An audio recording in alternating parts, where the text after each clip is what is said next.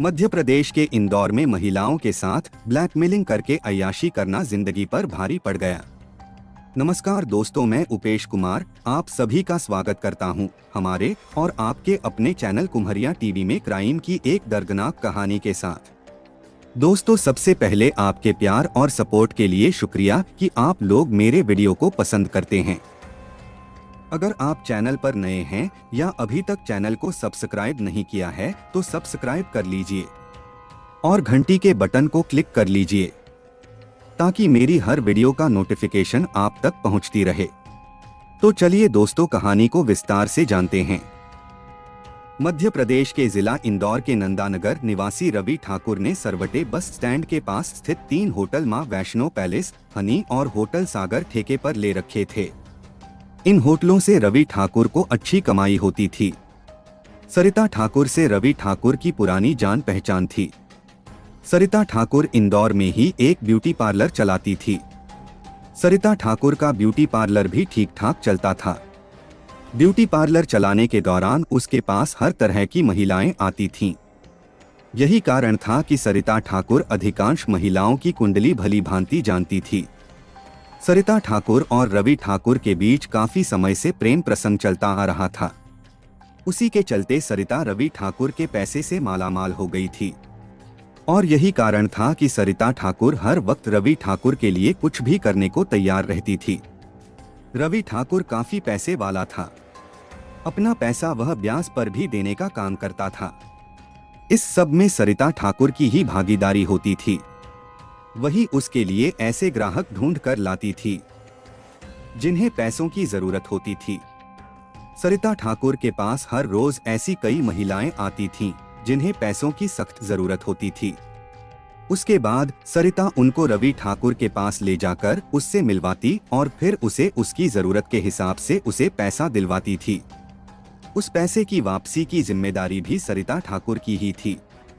अगर कोई महिला उसका पैसा नहीं लौटा पाती तो वह उसे अपने होटल पर बुलाता और फिर उसकी मजबूरी का फायदा उठाकर उसके साथ संबंध बना लेता था। वह इसी धंधे के सहारे अपनी मनमाफिक महिलाओं के साथ संबंध बनाकर अपनी हवस को मिटाने लगा था। धीरे धीरे रवि ठाकुर और सरिता ठाकुर के बीच बने संबंध इतने मजबूत हो गए थे कि वह अपने घर भी बहुत ही कम जाता था। उसका सरिता के पास ही ज्यादातर आना जाना था। सरिता ने अशोक नगर में एक 3 मंजिला मकान में ऊपर का फ्लोर ले रखा था। वह अधिकांश रातें उसी के पास गुजारता था। ममता देवी भी सरिता ठाकुर की जान पहचान की थी। उसकी जान पहचान भी उसी के ब्यूटी पार्लर में हुई थी। सरिता ठाकुर का व्यवहार ममता को बहुत ही अच्छा लगा था। यही कारण था कि कुछ ही दिनों में दोनों में अच्छी दोस्ती भी हो गई। उसी दौरान ममता को किसी काम के लिए कुछ पैसों की जरूरत आ पड़ी। उसके लिए उसने सरिता से जिक्र किया तो सरिता ने कहा, बहन, तुम्हें मेरे होते हुए परेशान होने की जरूरत नहीं है। तुम्हें जितने पैसे चाहिए मैं उसकी व्यवस्था करा दूंगी। उसके बाद वह एक दिन टाइम निकालकर उसे साथ लेकर रवि ठाकुर के होटल पहुंची। ममता देखने में बहुत सुंदर थी। उसको देखते ही रवि ठाकुर उसकी खूबसूरती पर मर मिट गया। सरिता ने रवि ठाकुर से ममता का परिचय कराया। उसके बाद सरिता के कहने पर उसने उसे कुछ रुपए उधार दे दिए। ममता को पैसे देते वक्त रवि ठाकुर ने उसका मोबाइल नंबर भी ले लिया था। ममता के मोबाइल लेने के बाद रवि ठाकुर उसे टाइम बेटाइम फोन करता रहता था, जिसके कारण ममता भी खुश थी कि कई होटलों का मालिक होते हुए भी रवि उसे फोन कर उसकी खैर खबर लेता रहता है, जिसके कारण ममता भी उस पर बहुत विश्वास करने लगी थी। उसी विश्वास के चलते एक दिन रवि ठाकुर ने ममता को अपने होटल में बुलाया और उसके साथ संबंध स्थापित कर लिए। उस समय तो ममता ने उसका विरोध नहीं किया, लेकिन इसके बाद रवि ठाकुर आए दिन उसको होटल में बुलाने लगा था, जो बाद में ममता को खलने लगा। वह उसके पास जाने से आनाकानी करती तो वह उससे अपने रुपए वापस करने के लिए दबाव देने लगा था। रवि ठाकुर अय्याशी केवल ममता के साथ ही नहीं करता था, बल्कि उसने इसी तरह से कई महिलाओं को अपने जाल में फंसा रखा था। उन महिलाओं की मजबूरी ही ऐसी थी कि वह न तो रुपए ही लौटा सकती थीं और न ही उसके पास जाने से मना कर सकती थीं।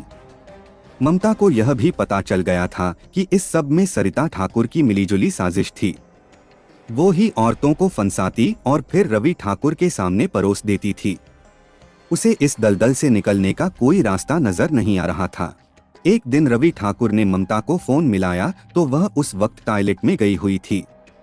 रवि ठाकुर ने कई बार उसे फोन मिलाया लेकिन वह उसे उठा नहीं पाई। उसी वक्त उसका पति नितिन बाहर से घर आ गया।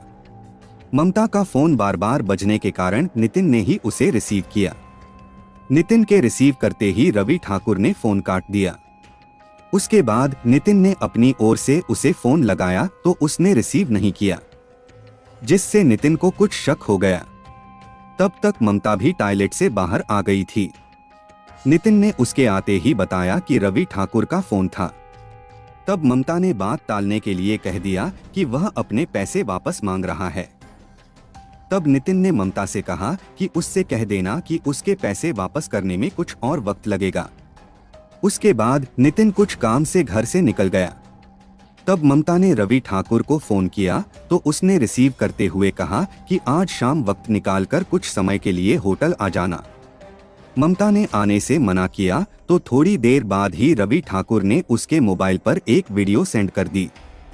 ममता ने उसे देखा तो उसके होश ही उड़ गए। यह वीडियो उसी के साथ बनाए गए संबंधों की थी।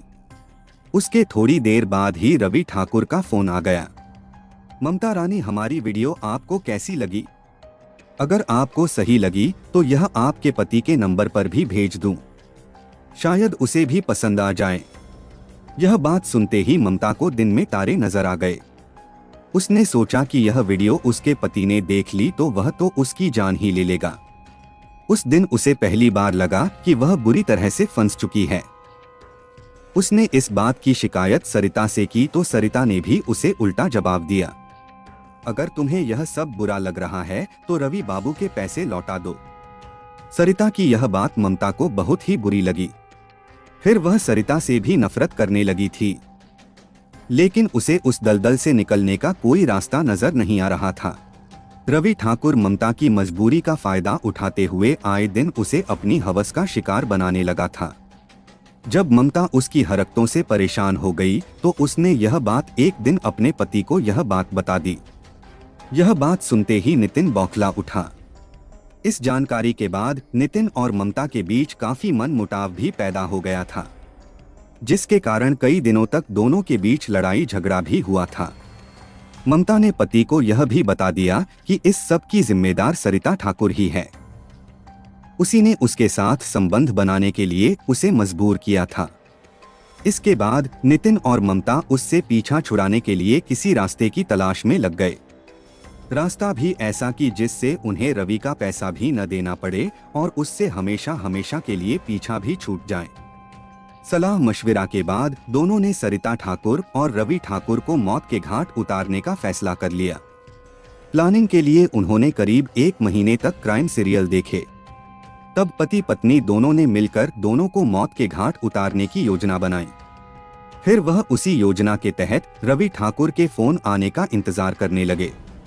9 दिसंबर 2023 को रवि ठाकुर ने ममता को फोन कर होटल आने के लिए कहा। इस पर ममता ने कह दिया कि मैं आज आपके होटल पर नहीं आ सकती। अगर आपको आना है तो आप सरिता ठाकुर के घर आ जाना। सरिता ठाकुर के घर जाने में रवि को कोई परेशानी वाली बात भी नहीं थी। उसके बाद रवि ठाकुर ने ममता से कह दिया कि ठीक है, वह सरिता के घर पर ही पहुंच जाएगा। उसी समय ममता ने सरिता को फोन कर बता दिया कि रवि ठाकुर और मैं आपके घर आने वाले हैं। यह बात सुनते ही सरिता ठाकुर ममता और रवि ठाकुर के आने का इंतजार करने लगी। उस समय सरिता का पति ऋषि भी किसी काम से बाहर गया हुआ था। दोनों की हत्या की योजना बनाने के बाद ममता अपने पति नितिन को साथ लेकर सरिता के घर पहुंची, लेकिन ममता के साथ उसके पति नितिन को देखकर उसे कुछ हैरानी भी हुई। सरिता ने ममता को एक तरफ बुलाकर उसके पति के आने का कारण पूछा तो उसने बताया कि वह किसी काम से बाहर जा रहे थे। फिर बोले कि मुझे भी उधर ही जाना है, वह मुझे छोड़ने के लिए ही आए हैं। यह जानकारी मिलते ही सरिता ठाकुर दोनों के लिए चाय बनाने के लिए किचन में चली गई। सरिता ठाकुर के किचन में जाते ही नितिन ने उसके घर का दरवाजा अंदर से बंद कर दिया। उसके बाद उसने उसके घर में ही रखी तलवार से सरिता ठाकुर की हत्या कर दी। सरिता की हत्या करने के बाद ममता ने दरवाजे पर लगा कुंडा खोल दिया। उसके बाद नितिन सरिता के अंदर वाले कमरे में छिप गया। उसके बाद जैसे ही रवि ठाकुर सरिता के घर पर पहुंचा तो ममता ने फिर से सरिता के घर का बाहर वाला दरवाजा अंदर से बंद कर दिया। उसके बाद उसने रवि ठाकुर को बाहर वाले कमरे में ही रोक लिया। रवि ठाकुर ने उस वक्त सरिता के बारे में पूछा तो ममता ने कहा कि सरिता दीदी बहुत ही चालाक हैं, वह बाजार का बहाना बनाकर इसलिए चली गई ताकि हम दोनों खुलकर मौज मस्ती कर सकें। इतना कहते ही ममता ने रवि बाबू पर अपना प्यार दिखाते हुए उसके होठों पर एक जोरदार किस कर दी। आप चिंता न करें, वह इतनी जल्दी घर वापस आने वाली नहीं है। इतना कहने के बाद ही ममता ने रवि ठाकुर को अपनी आगोश में ले लिया। फिर वह रवि ठाकुर के साथ अश्लील हरकतें करने लगी, जिसके बाद ममता को अकेला पाकर रवि ठाकुर भी उसके साथ संबंध बनाने के लिए बेचैन हो उठा था। रवि ठाकुर के कामुक होते ही ममता ने उसके कपड़े उतार दिए। उसके बाद रवि ठाकुर ने भी उससे कपड़े उतारने को कहा तो उसने कहा कि उसे आपके सामने कपड़े उतारते हुए शर्म आती है। यह कहते ही ममता ने रवि ठाकुर की आंखों पर पट्टी बांध दी। रवि ठाकुर की आंखों पर पट्टी बांधते ही नितिन तलवार लेकर आया और सामने खड़े रवि पर ताबड़तोड़ वार कर दिया, जिसके तुरंत बाद उसकी भी मौके पर ही मौत हो गई। सरिता ठाकुर और रवि ठाकुर की हत्या करने के बाद ममता और नितिन ने दोनों को एक ही कमरे में ले जाकर डाल दिया। उन्होंने सरिता के भी कपड़े उतार कर नग्न कर दिया था। उसके बाद ममता ने ही सरिता के मोबाइल से उसकी बेटी को मारने का मैसेज भेज दिया था ताकि उसकी बेटी को उन पर किसी तरह का कोई शक न हो। दोनों को बेरहमी से खत्म करने के बाद पति पत्नी ने वहां पर फैले खून को साफ करने की कोशिश की। उसके बाद दोनों उसके कमरे से निकलकर बाहर से दरवाजा बंद करने के बाद ऑटो से फरार हो गए। ममता ने रवि ठाकुर और सरिता का मोबाइल भी अपने पास रख लिए थे। अपने घर पहुंचते ही दोनों ने अपने पहने कपड़े जला दिया। इशिका को घर से निकले मुश्किल से 1 घंटा भी नहीं हुआ था, तभी उसकी मम्मी का उसके फोन पर मैसेज आ गया। उसने जैसे ही मैसेज को पढ़ा तो वह हक्की बक्की रह गई। मैसेज में लिखा था, बेटी कुछ लोग मुझे मारने की कोशिश कर रहे हैं, तू जल्दी से घर वापस आ जा। मैसेज पढ़ते ही इशिका बुरी तरह से घबरा गई। उसके बाद वह काम धाम छोड़कर तुरंत ही घर पहुंची। घर पर अपनी मम्मी और अंकल की खून सनी लाशें देखकर वह घबरा गई। वह जोर जोर से चीखने लगी। कुछ देर बाद इशिका ने थाना एरोड्रम में फोन करके इस मामले की सूचना दे दी। घटनास्थल पर पहुंचते ही SHO राजेश साहू ने कमरे की जांच पड़ताल की। सरिता और रवि ठाकुर के शव नग्न अवस्था में खून से लथपथ पड़े हुए थे। वहीं पर एक पुरानी तलवार भी पड़ी हुई थी। पुलिस ने अपनी जांच पड़ताल की तो घर के दरवाजे पर भी जबरन प्रवेश के निशान पाए गए थे, जिससे पता चला कि हत्यारों की संख्या 1 से अधिक थी। घर का दृश्य देखकर लगता था कि हत्यारों ने खून और सबूत को साफ करने की कोशिश भी की थी। इस डबल मर्डर की सूचना पाते ही additional DCP Alok Sharma, ACP विवेक चौहान के साथ ही FSL विशेषज्ञ भी मौके पर पहुंचे गए। विशेषज्ञों ने घटनास्थल से कुछ सबूत इकट्ठा किए। पुलिस अधिकारियों ने घटनास्थल पर पहुंचते ही मृतका की बेटी इशिका से जानकारी ली। मृतका सरिता की बेटी इशिका ने पुलिस को जानकारी देते हुए बताया कि रवि बाबू का सरवटे बस स्टैंड इलाके में होटल है। उसकी मम्मी सरिता एक ब्यूटी पार्लर चलाती थीं। दोनों में अच्छी जान पहचान और घरेलू संबंध थे, जिसके कारण दोनों ही रवि बाबू अक्सर उनके घर पर आते जाते रहते थे। रवि बाबू के 3 बच्चे थे। इस जघन्य अपराध की तह तक पहुंचने के लिए एडिशनल DCP आलोक शर्मा ने साइबर टीम के साथ साथ एक पुलिस टीम का भी गठन किया। टीम का गठन होने के बाद पुलिस ने अपनी कार्रवाई करते हुए इस क्षेत्र में लगे लगभग 50 CCTV कैमरे खंगाले, साथ ही लगभग 100 से ज्यादा संदिग्धों से पूछताछ भी की। कैमरों की जांच करने के बाद पुलिस को जानकारी मिली। इस दौरान मृतक रवि ठाकुर के अलावा 2 व्यक्ति, एक महिला और एक पुरुष भी आए थे। यह सब जानकारी जुटाने के बाद पुलिस ने रवि ठाकुर और सरिता ठाकुर के मोबाइलों की खोज की तो दोनों के मोबाइल ही गायब मिले। उसके बाद पुलिस ने दोनों के मोबाइल नंबरों को सर्विलांस पर लगाकर उनकी कॉल डिटेल्स निकलवाई तो पता चला कि इस हत्याकांड से कुछ देर पहले ही सरिता ने अपनी सहेली ममता के फोन पर बात की थी। उसी कॉल डिटेल्स के द्वारा पता चला कि रवि ठाकुर सरिता के साथ साथ ममता से भी बात करता था।